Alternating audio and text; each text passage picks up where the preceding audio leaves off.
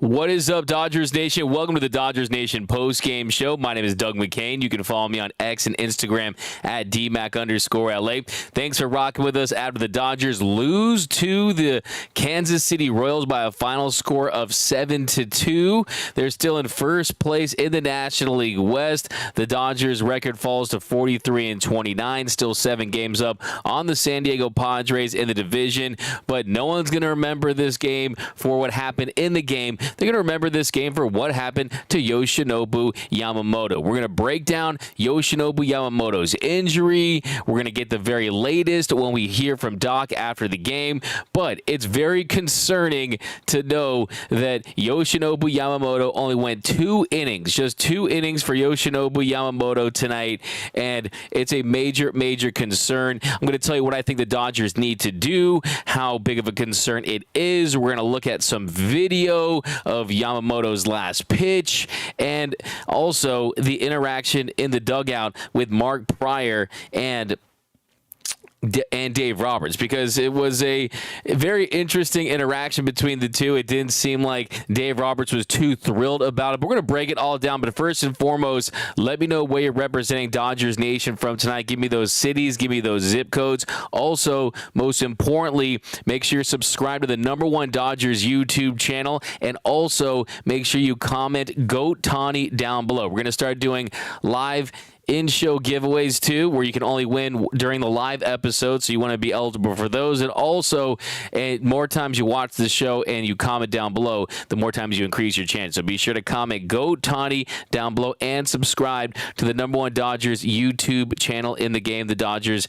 Nation YouTube channel. So we're going to break it all down. First thing that comes to mind is the Dodgers just can't have nice things, right? That's just how it feels sometimes. The Dodgers go out there, they spend $1.2 billion in the off-season. You bring in Shohei Ohtani, the most coveted of the MLB superstars, the unicorn. You bring him on a record-setting deal. Then you follow that up with signing Yoshinobu Yamamoto, and you make him the highest-paid pitcher of all time as far as his record deal, 12 years, $325 million. I'm also going to tell you what a potential injury of Yamamoto could mean for his contract status. So lots to dive into on this show.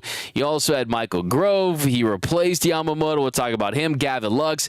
He did get a 2 RBI hit today, so you feel good about that. And then Blake Trinan gives up his first runs of the season, gives up the grand slam to MJ Melendez. So much to unpack in this one, but I want to read your comments first and foremost. Welcome into the Dodgers Nation post-game show. #1 post-game show here on YouTube. It's all thanks to you. We got Dave Roberts is becoming the Darvin Ham of MLB. Not showing up on YouTube. Okay, let me make sure it is on YouTube. I'll get to that in just a second here, guys. Give me 1 second. I see we're over on the X platform. I see we're over on Facebook, but let me make sure that YouTube is completely plugged in. That's probably a good thing to start with because, yeah, we're going to wait for that juicy update, hopefully, very, very soon here. So let me make sure we are public on YouTube. It says we're private, so let me update that for my friends over on the YT. So here we go. Should be showing up very, very soon here. And we're going to dive into this episode of Dodgers Dugout Live / the Dodgers Nation post-game show, because so much to get into on this one. Of course, Yoshinobu Yamamoto, that is the top story. But let me read your comments here, and then when people start filing in, we're going to really start breaking it down. We'll wait to see what Dave Roberts has to say and what he, if there's anything other than what we originally received as far as Dave Roberts and the communication with Mark Prior and then the Dodgers. They announced during the game, they reported that Yoshinobu Yamamoto left with tricep tightness. So we'll talk about that here, but let's see if we got a latest update on Yamamoto, see what Dave Roberts said following the game. I'm sure he didn't go too in-depth. I'm sure it was MRI, we'll see how he feels, that sort of thing. But let's see if we can get any sort of update, check some of the beat writers here, and we'll see if Dave has spoken to the media. Lots of times in those situations when I go to the game as media, I usually try to go 2 games a series, and then I'm at the studio, I got to do the show for the other games, is typically when there's something kind of newsworthy, the media kind of files in there. You get your media pass scanned, and then usually it's the locker room first, and you go into the Dodgers clubhouse, you see who's available. It was Walker Buehler last time. It was Andy Pajes last time I was there because, of course, he ran through the stop sign, and that basically the most relevant players are first. And then sometimes, though, if Dave Roberts is ready to talk right away, Dave Roberts will be the first person that you interact with as far as availability goes, and then you head into the clubhouse. But I'm assuming that Dave probably wanted to be briefed on whatever occurred, and he definitely got most of it, I'm assuming, during the game, but we'll see what he has to say, and we're going to give you the very latest update. So Yoshinobu Yamamoto, he exited the game after throwing just two innings of work, and he throws just 28 pitches. The Dodgers announced shortly after that he left due to what they're calling tricep tightness. Yoshi, he pitched two scoreless, 28 pitches. The red flags were there, though. The red flags were there throughout the start. And really the first thing that stood out to me was the command issues that we saw. He just wasn't hitting his spots like we typically see him do. Through 28 pitches, 14 of those pitches were for strikes. It's a 50% strike rate. I mean, against the Yankees in the best start of his career, he was throwing it at a 68% clip. That's how much he was commanding the zone. He threw 106 pitches against the Pinstripes. 72 of those were for strikes. And in this one, 28 pitches, 14 were for strikes, 50% strike rate. And he also threw 14 four-seam fastballs tonight for Yamamoto. He averaged 93.1 on the heater. 93.1 on the fastball tonight. That was down 1.5 miles per hour off of his season average. And also, I think, too, it's very important to point out that by the end of that second inning, the velo was continuing to trend downward. It was averaging 93 miles per hour by the end of the second inning. You saw the strikeout here to end the frame against Blanco. It's a fastball up in the zone. He's trying to climb the ladder, but that was at 93. And if you saw his phenomenal start when you saw him just take over the Bronx, and he was spectacular against the New York Yankees, shutting them down 7 scoreless against the Pinstripes, you were seeing him hit 97. He was pumping 97, 98. I mean, he was really throwing as hard as we had seen him throw in a Dodger uniform, and tonight that velocity was down. And earlier in the week, they had given him an extra day, and he was pitching on 7 days rest, coming off the best start of his career with those 7 scoreless. And in that start, he was averaging 97 miles per hour on his four-seam fastball. So last start, averaging 97. This start, down to 93. And last start, I mean, that's just a precipitous drop-off. That is a very glaring red flag when you consider that the velocity was down, the command was down. He still had the rest. He was pitching on 7 days rest. So let's see over on the X if we have an update. And yeah, it looks so. Yoshinobu Yamamoto is he felt so this is from my man Blake Williams. Blake Williams said Yoshinobu Yamamoto said he felt the triceps tightness in warm-ups and communicated to the coaches. He said it wasn't that serious at that point. He said, from what I've gathered, it seems so. Yeah, I mean, so that tells you something, because that was kind of my first question. And if I was there, one thing I would ask him is, how did you feel during warm-ups? And ask Dave the same question, because a lot of times when pitchers go out there and you see them exit starts early, it's usually a situation where they felt something in warm-ups and then the adrenaline kicked in, and then they say, you know what, I'm a gamer, I'm going to get warm, and once I warm up, this is going to go away, and it doesn't go away, and they continue to pitch through it. A lot of times that can exacerbate the injury, but Mike DiGiovanni of the LA Times, he tweeted out, Dodgers right-handed pitcher Yoshinobu Yamamoto said he felt some tightness in triceps while warming up and mentioned it to coaches, but didn't think it was serious enough to be scratched. It got worse during the game, but he doesn't think the injury is serious. So that's definitely sort of encouraging. That's definitely a little promising, the fact that the player himself doesn't think that it's serious. But the thing that really stands out to me was the fact that he communicated this to the Dodgers pitching coaches, and they still said, okay, we're going to throw you out there, despite the fact that Yoshinobu Yamamoto is a young, talented pitcher, 25 years of age, but he is transitioning from the NPB in Japan to the show. And he's transitioning from going from pitching every single week, right, once a week, to the NPB schedule. And you look at, too, his workload of late, his last 4 starts, he's averaged 102 pitches per start. So I'm shocked that the Dodgers didn't take the precautionary route and say, wait a minute, there's anything wrong?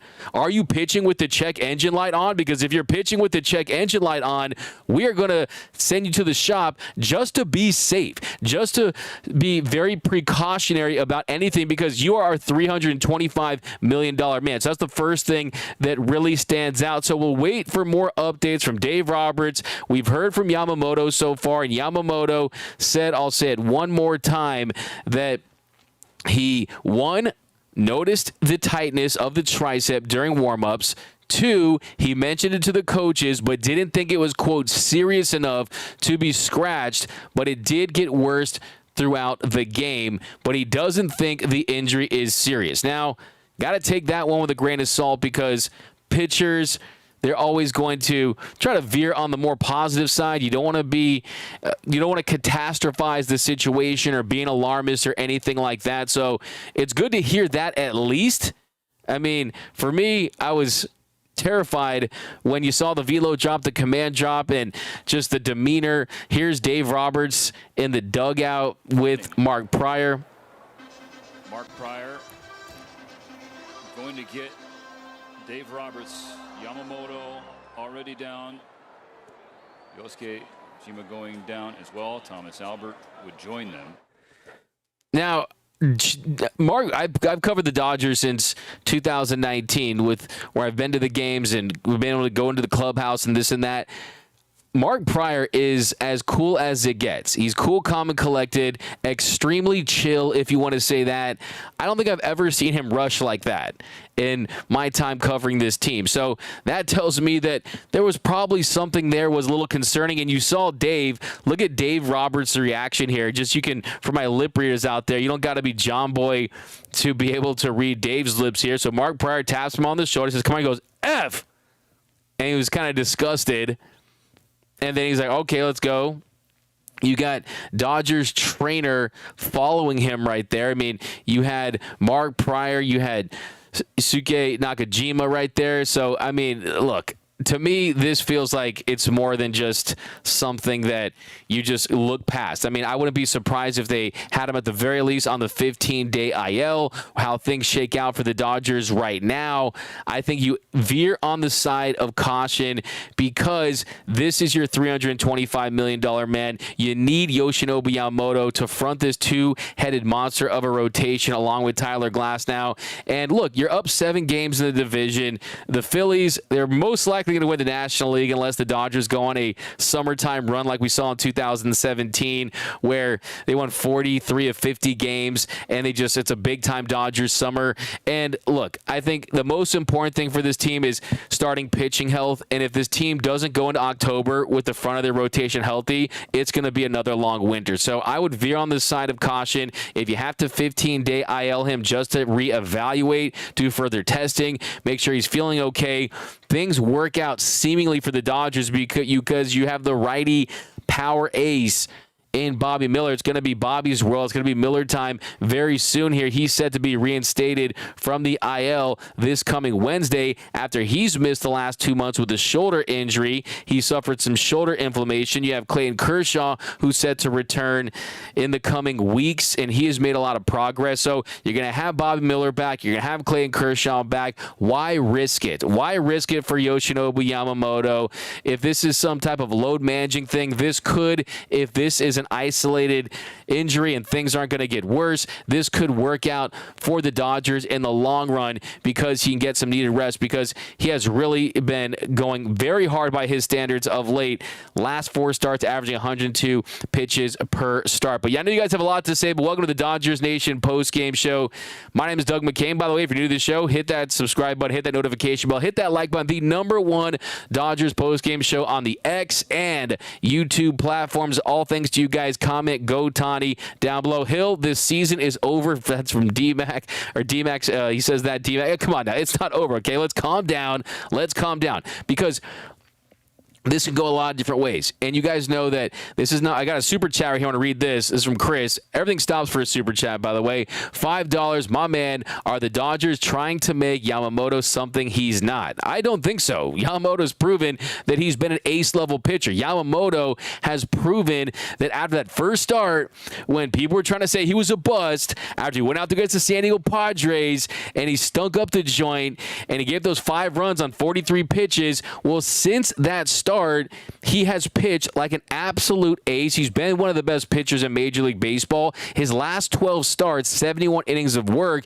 he's owned a 2.41 ERA with an elite 28.5% strikeout and a 5.3% walk rate. That's an elite strikeout to walk ratio. You're talking about above average strike rate and top 10 territory and a walk rate that is pristine. So that's what really was the big red flag, was not just the velocity, but the command tonight. You saw it through those first 2 innings, and you also see a very impressive ground ball rate, a 48.7% ground ball rate. So, yeah, I don't think they're trying to make him something that he's not. I think he is an ace. I think that Yamamoto, at age 25, year 1 in the show, through his work that he's put in, the body of work tells you that he's already reached close to, if not already, MLB A status, where he's top 10 in the sport. And I would take him all day, every day over Shota Imanaga, because his stuff is on another level. BC, don't worry, guys. They're going to add a 5+ ERA pitcher and another 200 batter.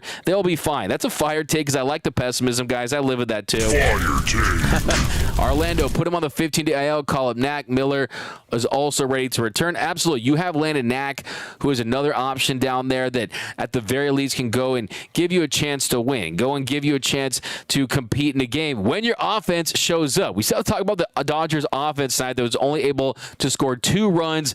Lugo has had a really good year for the Royals, but let's be honest, the Dodgers should have scored at least 4 to 5 runs against Seth Lugo tonight. Gavin Lux, encouraging, if you guys want to have my Yamamoto, my Michelada half full take of the night, that is that Gavin Lux did have himself a very, very nice base hit that scored 2 Dodgers, and it counted for the only runs tonight. The cap in the bottom of the 4th inning, Freddie Freeman hit a leadoff double, followed by an infield single from Teo, and then Pages grounded into a fielder's choice for the first out. And the next batter, Jason Hayward, he was hit by a pitch.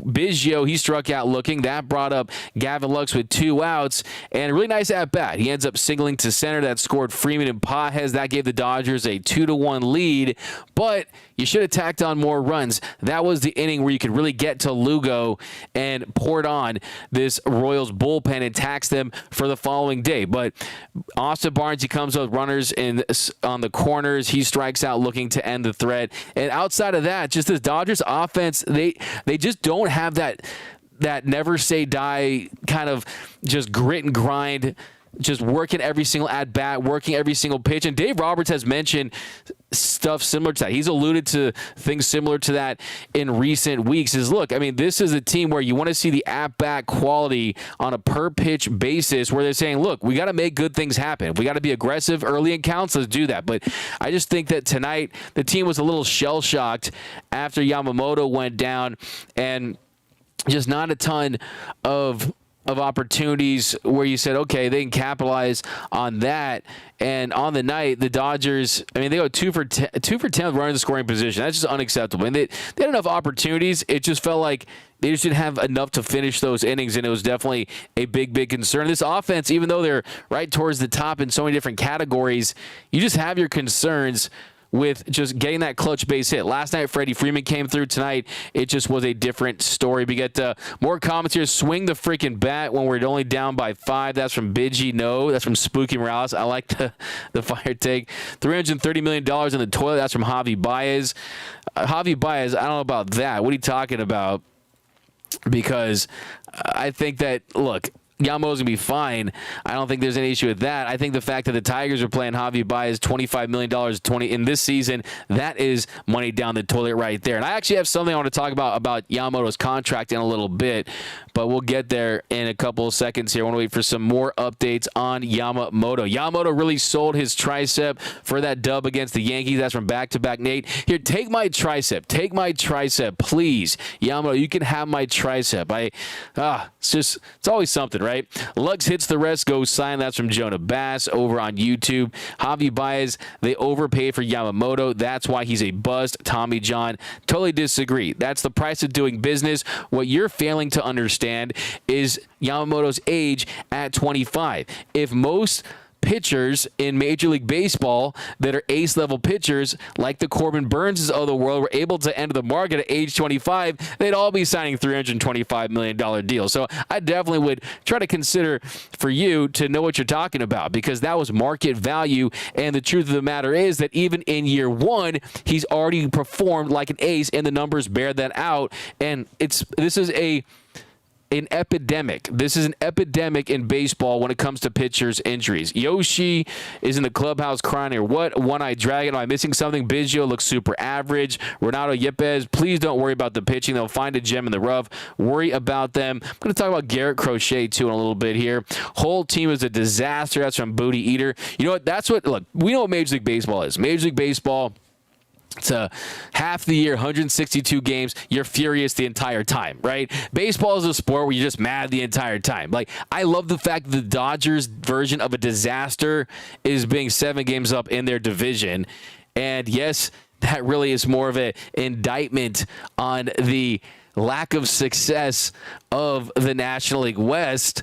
But still, I mean, you look at the Dodgers, where they're at. I mean, the Mariners, they're up 7.5 in the AL West. Phillies up 8 games in the NL East. But the Dodgers right up there as far as having the biggest gap between first place and second place. So if the Dodgers disaster is 7 games up in the division, I'll take that, especially when you consider the fact that they have the resources and prospect capital to go out there and get a deal done to address a need. And if you're going to have a player get injured for you, it's better if it happens now than it does after the trade deadline. Especially the earlier you can evaluate, you can assess, you can really start communication with potential teams. But the abuse of the bullpen is an ongoing problem. Bullpen games are irresponsible. Trinan is not responsible for this collapse. It's management. That's from Chief. Yeah, we're going to talk about Trinan in a little bit here. How is he a bust when all the pitchers are getting hurt? Exactly. We got Dodgers disciple. Man, we have some really idiotic comics. It looks like Baltimore. Hey, welcome to the show, right? BL Boyd, D-Mac, Mookie, Ohtani, and Freddie are not bad asses. Just once I like to see a game where Freddie and Mookie aren't playing. Just last night, Freddie Freeman had the game-winning hit, okay? Those are all players that will end up in the Hall of Fame one day. They're going to be fine, but I think that you need some grinders at the bottom of the lineup. I mean, 2017, you saw Forsythe. I mean, you saw different guys come through in different spots. I mean, even Austin Barnes had a walk-off that year. I mean, you had Chris Taylor at the top of the lineup doing his thing. I mean, I think this team definitely has, of course, Teoscar Hernandez, who's incredible in his role. But, yeah, you just want to have this never-say-die attitude that we saw from previous iterations of the Dodgers that I think for this team, they're a great front-running team. They're a great team that blows out teams. And I think you had a really positive series against the Yankees. But, yeah, you definitely want to see just more clutch base hits in big spots. Tonight, 2 for 10 with runners in scoring position. And even without Yoshinobu Yamamoto, yes, you gave the grand slam, but still they had a chance to win this game. But D-Mac the GOAT, what up, Mitchell Hopkins? Appreciate you, my guy. Josiah Martinez, it's tricep tightness. It is bad. That is not related to UCL, so he would need Tommy John. Look, this could go a couple different ways, and I'm just going to shoot you guys straight. Yes, we've seen in the past where Tommy John, I don't even like saying that word. It's like Harry Potter. I don't say the word Voldemort, right? But yeah, it is a situation where we've seen tricep tightness be the precursor for TJ. And that doesn't necessarily mean it's going to be the case here, but that's why I think you got to be extremely precautionary. Mike DiGiovanni also tweeted out, Yamamoto expects to undergo further testing, most likely an MRI tomorrow. He also said he didn't think the tightness was related to his last start in New York. And look, I mean, you're going and you're pumping 97, 98 down to 93 on 7 days rest. that adrenaline was pumping in the Bronx. I push back on that. I think that there was probably something to that. But here we go. We got Yamamoto will win 2 Cy Youngs. That's from Jason. That's a fire take. Where's my fire takes at? At least the other teams in the National League West aren't playing well. Balllessness is the problem. Okay, that's a bruh right there. You're getting a bruh. Crochet and Luis Robert for Cartaya, Frasso, and Kendall George. We'll get into that in a little bit, but we have a trade proposal, Garrett Crochet and Luis Robert Jr. Look, I'll talk a little bit about that, and we're going to spend more on that. And let's focus on this game. We'll hit that later because that's almost like it's a whole other episode. But yeah, look, on quickly though, I definitely think that the Dodgers are not going to allow themselves to head in if there's, God forbid, there's something serious with Yoshinobu Yamamoto at some point. I don't think when you look at the money that they've invested in this team that they're going to be content doing what they've done in years past and just trying to not go externally to bolster their rotation. I think that you have to capitalize on Freddie, Mookie, and Ohtani's prime and Tyler Glasnow as well. And you can't say, oh, Kersh is coming back. Oh, Bobby Miller's coming back. Look, anytime you have reoccurring injuries, anytime you have a guy coming back off an injury, you can't trust that 100%. I don't care what they've done for this organization, right? I think for me, focus on the process, focus on the end result. And if I'm the Dodgers, look, you can never have enough starting pitching. That's just the truth of the matter. These pitchers, they're throwing harder than ever. And it's the Velo Revolution. Highly recommend going out and reading The Arm by Jeff Passett. Does a great job breaking it down. And basically, just the force is too much for the elbow to handle.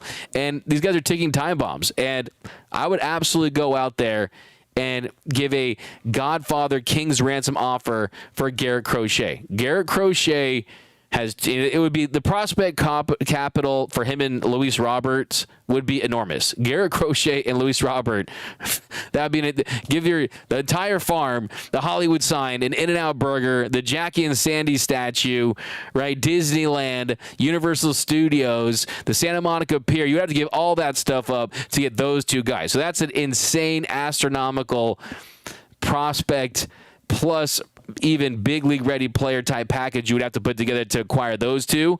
But Garrett Crochet, he is a phenomenal pitcher, and he's someone who has 2 more years of team control after this season, so he would be extremely expensive. He leads baseball in game starts, 116 strikeouts, a .895 whip. On the year, I mean, the FIP at 270, the ERA at 316, so expected stuff likes him. He's 12.6 strikeouts per 9. That leaves baseball. So, yeah, if you can go out there and get one guy, if I had to pick between Luis Robert Jr. and Garrett Crochet, if they're out a starter, give me Garrett Crochet, because I think that this is someone that in this season, you pair him with Tyler Glasnow or Yamamoto, one of these guys, or whoever they have available. And those are the kind of pitching performance that we see, because everyone does this time of year. Let's acquire this guy, let's acquire that guy. But you end up watching the games in the postseason, you're like, holy crap, it's 2-1 the 8th, right? And the pitching starts to dominate. So I'd always veer on the side of pitching because that's what wins big. But yeah, we'll talk more about that a little later. Barnes can sit until Kersh is back. Knick-knack, let's go. Yeah, I did not love the sequencing on the at-bat with Blake Treiner. We're going to break that down right now, and then we'll wait for more information on Yoshinobu Yamamoto. So if you're just joining the show, Yamamoto expects to undergo further testing. He is expecting to see how he feels tomorrow. How does he bounce back? He doesn't think that it was related to the tricep tightness. He doesn't think it was related to his start in New York. And Dave Roberts said, here this comes out right now.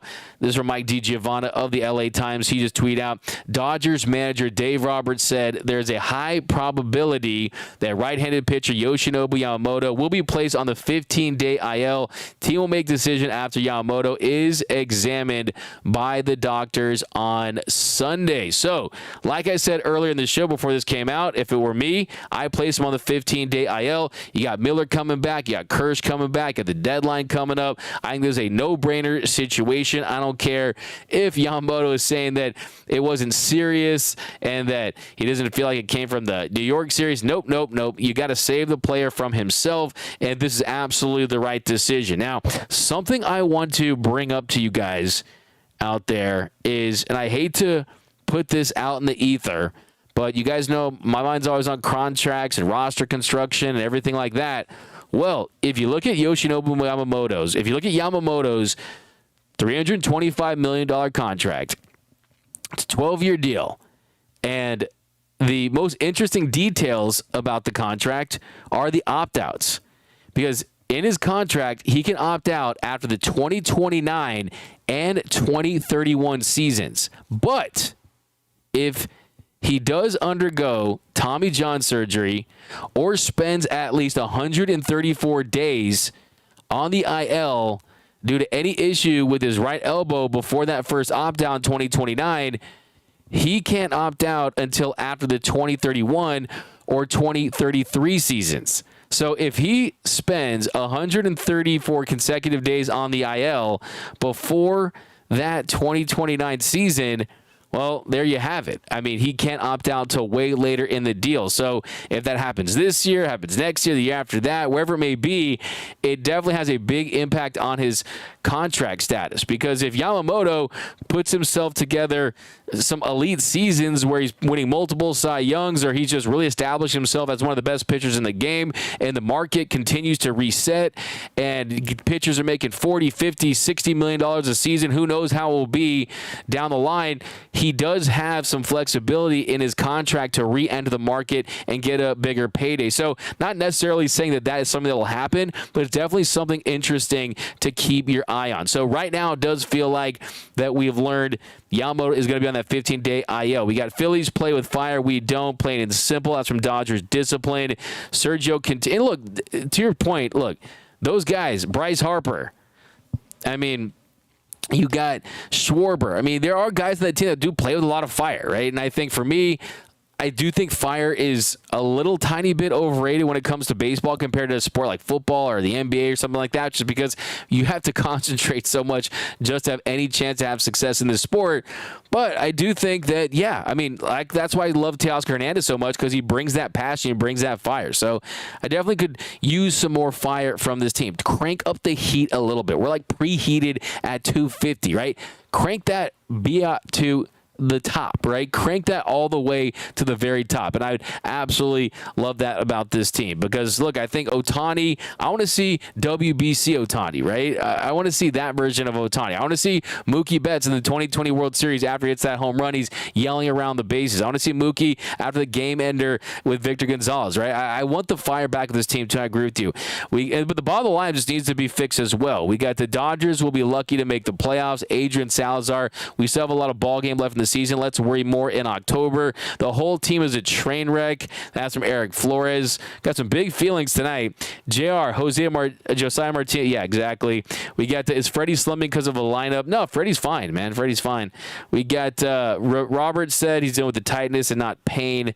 Is that a good thing? Not necessarily, to be honest with you. I mean, we've seen forearm. Anytime you hear the word tightness, I mean, honestly, that's really a euphemism. That's a fancy way of saying they're in pain. I mean, tightness, it's uncomfortable. It's more uncomfortable than it is a shooting type pain. That's what I've learned from pitchers, just talking to them. But I still think that, yeah, I do feel like it's the Dodgers, right? Let's be honest. I mean, you always got to take it with a little grain of salt, the way they report injuries and things of that nature. So, yeah. Dodgers won't make it to the postseason. Bet on it. Top of the lineup is bad. Biggio's no good. Steve, it's been a couple games, okay? Give him a little more time to give him the full evaluation. But, yeah, let's talk about the at-bat with Blake Treinen on the mound. It wasn't pretty. The sequencing I didn't love. But really this game really came down to that inning in the sixth. Blake Treinen out there on the mound and does a nice job. He gets Bobby Witt Jr. to fly out to left, soft contact. It looked like it was going to be your standard Blake Treinen outing, and then it really just fell apart. 3 straight walks for Blake. He walked past Cantino. He walked Velasquez. He walked Fermin. And then Dave Roberts, he comes out to talk to him, and you felt like, okay, they're going to go to Banda, and they're going to just try to move on, and they're going to give another guy an opportunity, but in very not Dave Roberts like fashion, he leaves him out there, and then it looked like it was the right move because he bounces back, he strikes out Frazier on 3 pitches, he gets him with a slider swinging, and then the game really came down to the at-bat with MJ Melendez, a 12-pitch at-bat. They were battling, and then, unfortunately, Melendez, he wins the war. Middle. Belted, right field, deep. Hayward is at the wall. Grand slam!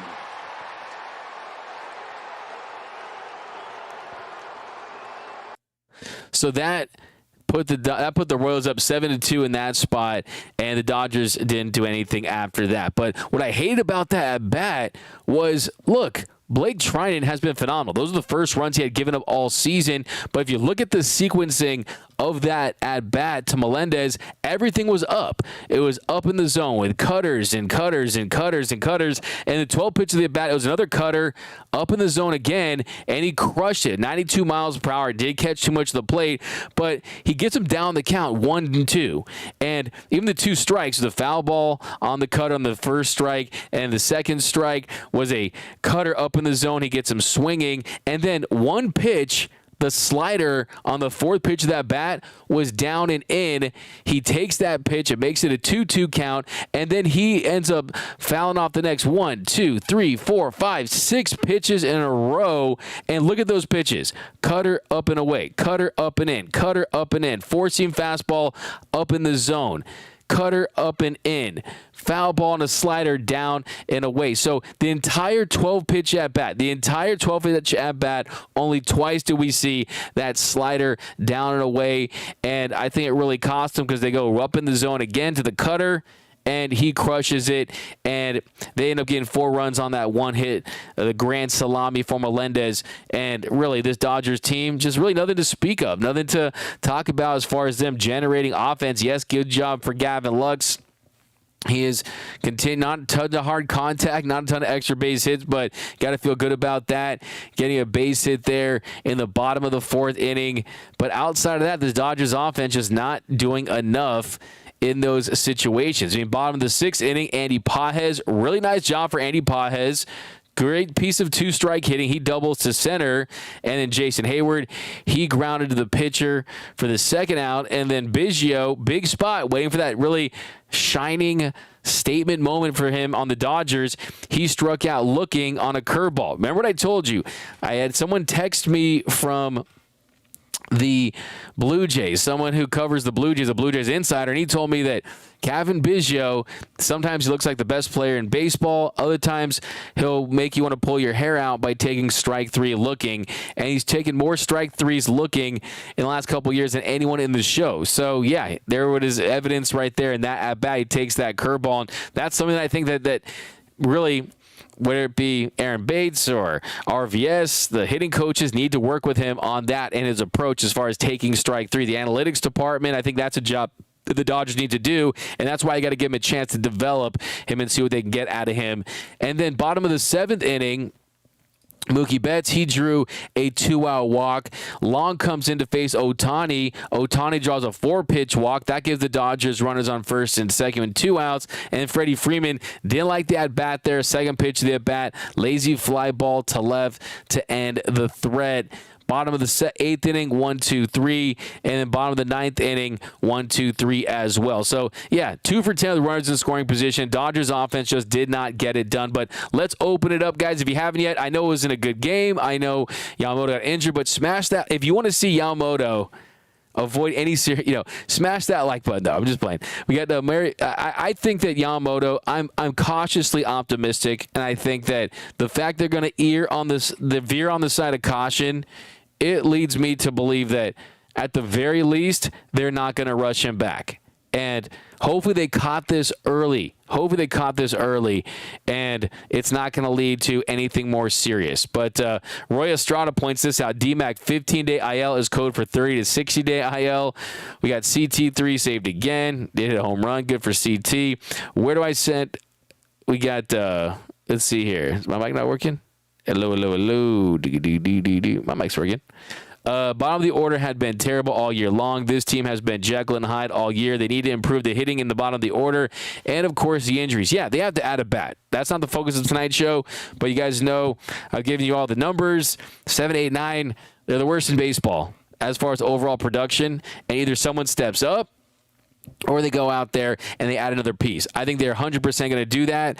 I think Kevin Biggio is an interesting addition. I don't think that the Dodgers view him as the answer. I think they like his versatility, and he also brings another bat from the left side that can hit right-handed pitching because Kike Hernandez has struggled against righties all season long. So Kevin can play third. He also send him to the outfield. He can play corner outfield spots. He can also play him at second. So I think he's more of a Band-Aid type player than anything else. I don't think they see him as the answer. So, hey, Friedman, you might have some work to do. We got the baby steps. D-Mac, if you were to reconstruct the Dodgers team without any more spending, how would you line the pitchers and hitters? What would you change? What would stay the same? I think, look, it's tough. I mean, I think that for me, Miguel Vargas is down. I would like to see him have an opportunity over a Chris Taylor, right? I mean, Chris Taylor hits a home run the other night, but for the entire season has been the least productive bat in Major League Baseball. But you're not going to eat $22 million if you're the Dodgers, so that probably wasn't going to be the case. Even though you saw what the Astros just did to Abreu, right? I wouldn't put that past them. But really, I think Jason Hayward is still returning from an injury. You have to see how he looks. Gavin Lux, I mean, that's the number one thing right there. Gavin Lux continues to, at the very least, buy himself some more time, but I don't necessarily think that the answer is internally. I definitely think you need another veteran hitter down the lineup that can give you a veteran big league at bat, give you some pops, understand situational hitting, and I think that's the most important thing. And I think that's the same thing too. You know how I feel about Mookie Betts and moving off shortstop. So we get Gotani, a news about Dustin May. He's on the mend, but he's going to be a bullpen short burst type pitcher when he returns. Hey D-Mac, hey Nate. Roy Estrada, hopefully this causes Friedman to make trades now and bring up deserving prospects. Yeah, I mean, Andre Lipsius, another guy get an opportunity. We talked about him. I'm going to do a show tomorrow breaking this down as well. Yamamoto injured. Don't hate me. This is Booty Liquor 69, or BL69. I got to do the bruh. Don't hate me, but I want to keep Lux at second, bench J-Hay, and make Mookie a permanent right fielder. Interesting take. Rosemary. There's a lot of trolls in here today. What up, Rosemary? We got the Joe 30-30. Dustin May almost ready to come back and re-injure himself. Oh, come on. Let's too much. Guys, pick ourselves up, okay? Look. You love this organization. You know nothing ever comes easy, like the great Vin Scully said. Rosemary says, wouldn't mind seeing Knack back up. Knack is right there waiting in the wings for his opportunity, and I think that you Kirsch and Miller coming back, you throw them into this rotation. You might even need to go with a 6-man rotation to fit all those guys in, even without a Yamamoto, right? So, yeah, the good thing is there is some starting pitcher depth. It's still a big if. I mean, Walker Buehler having problems issuing home runs. Tyler Glass now, another guy that, I mean, he's going to really enter uncharted waters as far as his season is when he's projected to make over 21 starts and pitch over 120 innings. He's on pace for a career year in innings pitched and innings and games started. So that's also a little bit of a concern from my end as well. So I definitely think that you have to explore ways to go all in on this team. And going all in this team means adding another starter and another impact bat. BL Boyd, D-Mac, don't act as if we are overreacting. This runners in scoring position mess goes back years. I'm not acting like you're overreacting. I don't tell you guys how to fan. I love everyone's opinion on this show. And look, you're right to overreact that way. Of course, I mean, you look at the Dodgers last year, 5 for 34 in the NLDS with runners in scoring position. Okay, it's an absolute abomination. And the Padres series in 2022, this team has struggled with runners in position for years now. They've stranded whole villages. So absolutely, it's a major issue. Clutch hitting is the definition of success in the postseason. Clutch hitting and strong starting pitching and bullpen, right? I mean, that's how it goes down. Victor Banos, hi D-Mac, bad night. I am worried about the lack of offense and situational hitting. We're a 500 team all month. Yeah, lots of concerns. There's no doubt about it. Lots of concerns about this team right now. This team doesn't feel like a team that should be the favorite or even top 2. I think the Phillies and the Yankees, they have been a more consistent team that has gotten more contributions from more players all season long, from the bottom of the line to the top of the line to the pitching. They get Gary Cole back. So, yeah, I think this Dodgers team still is I guess if you want to spin it in the right direction, you could say, okay, you got some work to do, and then hopefully you peak at the right time, whereas maybe the Phillies and Yankees might peak a little early. But still, I agree with you. I mean, this team doesn't feel right now like they're playing consistently enough like a championship-level team. But still, I mean, that's just the standard they had set. Doesn't mean they can't get to that, because I absolutely think they have the talent to do that. It's just we haven't seen enough from this team where you can say, okay, this is a team 1 through 26 versus their top end talent. The MV3 is better than anyone in the sport, but you can't win in baseball where you just have a top heavy team. You need guys lower in the lineup that can produce, and you also need consistent starters. But to just pour myself some, now let's see if there's any more updates here, guys. We got, it looks like that's pretty much the scoop on it.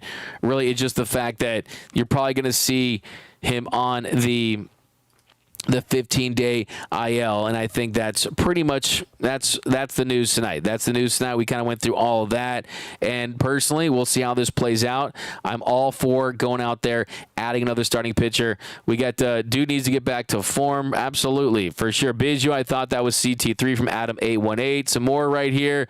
When is McMuncy coming back? Yeah, hear about a quick update on Max Muncy, and this is getting even more concerning.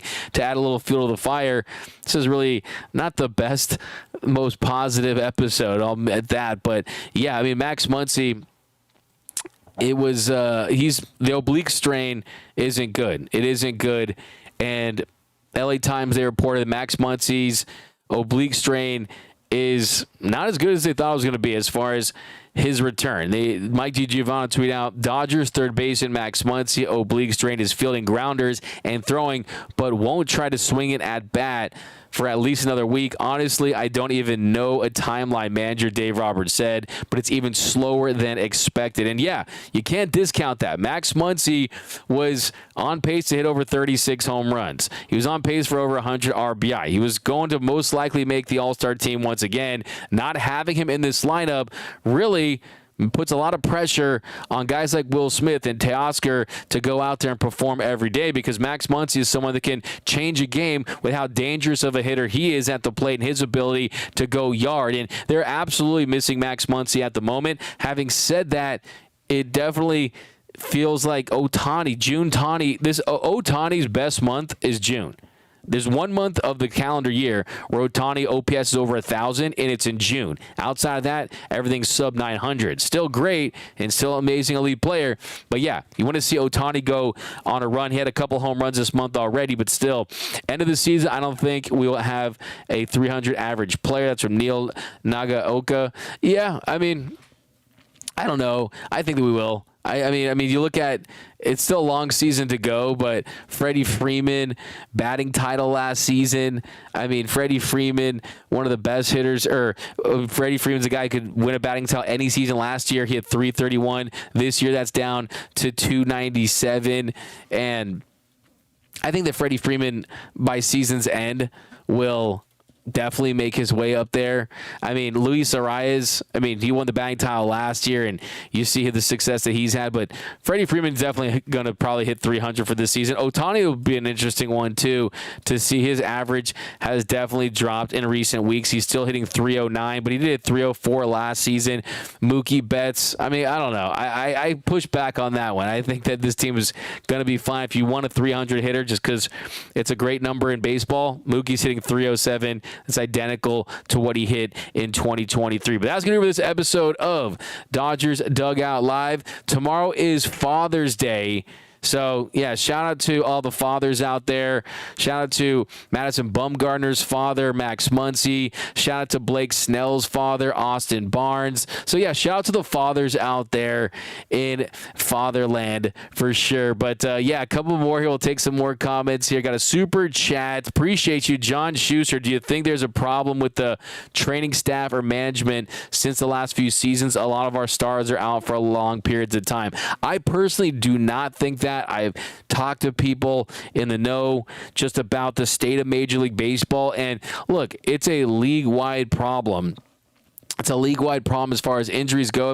Look at Ronald Acuna Jr. He rounds a base, and he busts his other ACL. Baseball, when you look at the amount of games, spring training to the regular season to the postseason to just how good the players are. The quality of player across the league has gone up tremendously in the last couple decades, that it's just a very trying sport, and I don't think that it's something that's exclusive to the Dodgers. And look, knock on wood, but for the most part, you've had a lot of good luck as far as the position players outside of Max Muncy. So yeah, injuries are a part of sports. You just want to try to minimize them as much as possible. I actually personally believe that the Dodgers when it comes to extending careers, I mean, Clayton Kershaw, right? I mean, you see sometimes there's nothing look, baseball is a sport where one pitch, all it takes is one pitch to lose a player, right? As far as the starting pitcher goes. And I don't care how many days rest they're on, how many pitches they throw. You only have so many bullets in there, right? And unfortunately, it's just tough. It's just tough to manage that. I don't think that's something that's exclusive to this team per se. We got the Chief Joe. That's a fire take. Where's Chief Joe's take? I want to see that. We got the Sean Martin. They should be. We got Knight. It's 305. Yeah, Blauke says amongst our top 15 prospects, numbers 3, 4, 5, 7, 8, 10, 12, 14 are all expendable for trades that elevate us long term. Numbers 1, 2, 6, 9, 13, 15 are the elite prospects of the top 15. Yeah, don't want to burn too much of the episode. We're going to do a whole episode on how the Dodgers could add top talent and how they should use their prospects. So we'll definitely hit that. But tonight, Dodgers lose 7-2. They lose Yamamoto for what could be a 15-day IL stint. We'll wait to see what the MRI says, and we'll learn more from Dave Roberts tomorrow about his status. A couple walk-off shots here. Happy Father's Day. We got Kelly Oshiro. Kelly, you are the best. Really appreciate it. You are awesome.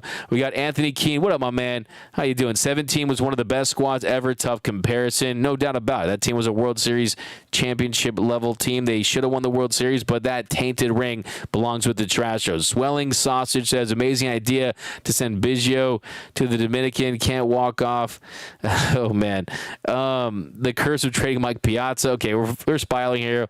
We are definitely spiraling here. Wake up, wake up. Yeah, out Ohtani in AAA for a few weeks. Okay, someone just said Ohtani to AAA for a few weeks. We're officially bruh. But enjoy your Saturday night. Happy Father's Day to all the fathers out there. Hope you guys have a great rest of your night, great rest of your weekend. We will see you tomorrow. And for all the latest Dodgers news, head to dodgersnation.com. Also, you can follow me on X and Instagram and TikTok at DMAC_LA. If you haven't followed me yet, please do. Talking all things baseball all season long. Going to start doing lives on those as well. And comment Ohtani down below. Sorry about that.